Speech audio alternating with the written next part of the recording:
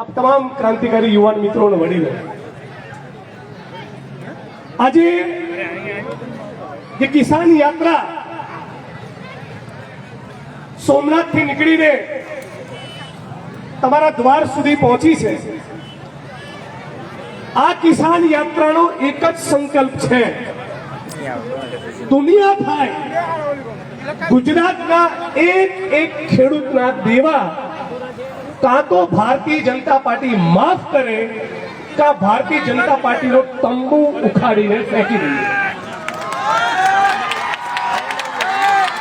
અને આ તમારા સિવાય શક્ય બનવાનું નથી। મંચ ઉપરની આજુબાજુના મિત્રો થોડો આ બાજુ મિત્રો અવાજ નહીં કરો, 5 મિનિટ। આખા રસ્તા દરમિયાન હું સતત એક વાત, એક આંકડો એ લોકોના મનમાં, ખેડૂતોના મનમાં ફિટ થાય એનો પ્રયત્ન કરતો રહ્યો છું। એ આંકડો એવો છે કે તમે માની નહીં શકો, ભારત સરકારના આર્થિક સર્વે પ્રમાણે આજની તારીખે આ દેશમાં એક ખેડૂતની એક દિવસની આવક ફક્ત 27 રૂપિયા છે। ભારત સરકારના આંકડા પ્રમાણે એક ખેડૂતની ખેતીમાંથી થતી આવક, એના પરિવારની કોઈ મહિલા આશા વર્કર હોય, આંગણવાડીમાં હોય કે દીકરાનો પાનનો ગલ્લો હોય, એ આવક નહીં ગણવાની। ખાલી ખેડૂતની ખેતીમાંથી થતી એક દિવસની આવક ભારત સરકારના કહેવા પ્રમાણે ફક્ત 27 રૂપિયા છે। અને મુકેશ અંબાણી એ 27 માળની બિલ્ડિંગમાં રહી છે। આપણે નક્કી કરવાનું છે કે નરેન્દ્રભાઈની દોસ્તી જે અદાણી અને અંબાણીની જોડે છે એની જોડે રહેવું છે કે રાહુલ ગાંધી અને કોંગ્રેસ પાર્ટીની જોડે રહેવું છે, જેની દોસ્તી ખેડૂતો, મજદૂરો, શ્રમજીવીઓ, આદિવાસીઓ, દલિતો, ગરીબો, પીડિતો, શોષિતો, વંચિતો અને બેરોજગાર યુવાનોની સાથે છે। તમને નરેન્દ્ર મોદીનો ફોટો જોવા મળશે અનુષ્કા શર્મા જોડે, વિરાટ કોહલી જોડે, પ્રિયંકા ચોપરા જોડે, અદાણી અંબાણીની જોડે, અને રાહુલ ગાંધીનો ફોટો જોવા મળશે ગામડાના ગરીબ ખેડૂત જોડે, ખેત મજૂર જોડે, અત્યાચાર અન્યાયનો ભોગ બનેલા કોઈ ગરીબ આદિવાસી, દલિત કે ઓબીસીની જોડે, કે પેપર લીકનો ભોગ બનેલા બેરોજગાર યુવાનની જોડે। આ બે વિચાર વચ્ચેનું અંતર છે, એની વચ્ચે ગુજરાત અને દેશનો ખેડૂત ઉભો છે। હવે નિર્ણય તમારે કરવાનો છે। જો ગુજરાતના અને દેશના ઉદ્યોગપતિ, ધનના શેઠ, પૂંજીપતિઓના 20-25 લાખ કરોડના દેવા માફ થઈ શકતા હોય તો જગતના તાત આ ખેડૂતના દેવા કેમ માફ ના થાય?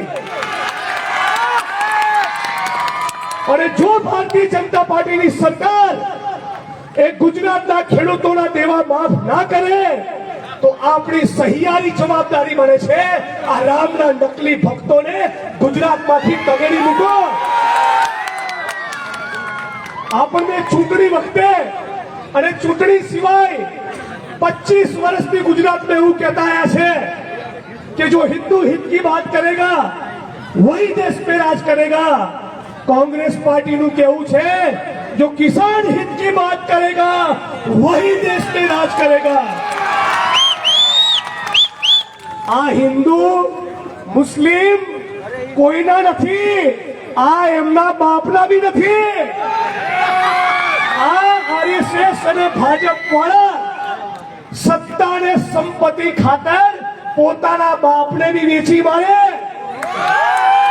આ ભાજપ વાળા આ ભારત ભૂમિના એવા ગદ્દારો છે કે 52 વર્ષ સુધી તિરંગો લહેરાયો નહોતો, સ્વતંત્રતાના આંદોલનમાં ભાગ લીધો નહોતો, સ્વતંત્રતાના આંદોલનની એક પણ ધારા જોડે નહોતા। આ સંઘ પરિવાર વાળા યાદ રાખજો બધા, અને તમારી વર્તમાન અને ભાવિ પેઢીને કહેજો, આ સંઘ પરિવારને ભાજપ વાળા એના ગાંધી અને સરદાર પટેલ જોડે હતા, ના ભગતસિંહ સુખદેવ ને રાજગુરુ જોડે હતા, ના ફૂલે અને આંબેડકર જોડે હતા, ના સુભાષચંદ્ર બોઝ જોડે હતા, તો ક્યાં હતા? અંગ્રેજોની ચાપલુસી કરવામાં, અંગ્રેજોના તળિયા ચાટવામાં હતા આ સંઘ પરિવાર વાળા. આ લોકો એવું કીધું છે કે 3 રંગો કા તિરંગા मनहूस है. मुकुल वासनिक जी अपनी वच्चे उपस्थित છે, प्रदेश प्रमुख माननीय अमितભાઈ ચાવડા ઉપસ્થિત છે, એમના માટે જબરદસ્ત તાળીઓનો આવકાર થઈ જાય, જબરદસ્ત આવકાર થઈ જાય.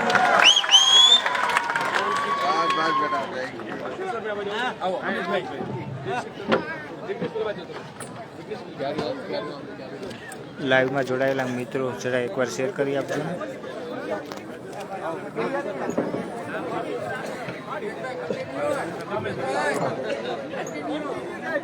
મારું ચાલુ દિવસે ચિંતા કરતા અમને પાડું નહીં આવતી ચપ્પાડું નથી. તો હું એમ કહેતો હતો, આપણને ચૂંટણી ટાણે અને ચૂંટણી સિવાય બહુ ધર્મની ગોળીઓ પીવડાઈ ને, પણ હવે જરા આખા ગુજરાતનો ખેડૂત એક ટેકાના ભાવની વાત કરે, પાક ફસલ વીમા યોજના ગુજરાતમાં ચાલુ કરવાની વાત કરે અને ખેડૂતોના દેવા માફ કરવાની વાત કરે, ત્યારે આ સંઘ પરિવાર વાળા ક્યાં ખોવાઈ ગયા? ક્યાં ગઈ બધી ચક્કીઓ RSS ની? એ પૂછો એમને. જ્યારે તમારા હિતની વાત આવશે ત્યારે તમારી જોડે નથી.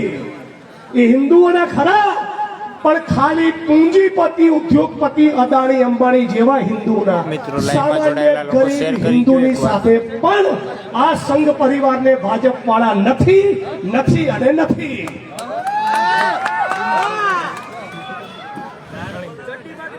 અત્યારે હું બિહારથી આવું છું. બિહારની ચૂંટણીમાં ખેડૂતોના શ્રમિકો માટે એ મોદી સાહેબ જે લાંબી ફેંકીને આવ્યા છે, આપણને એવું લાગે અલા ભાઈ, ગુજરાતની ફેક્ટરીમાં મજૂરો જોડે 12 કલાક કામ લેવું છે.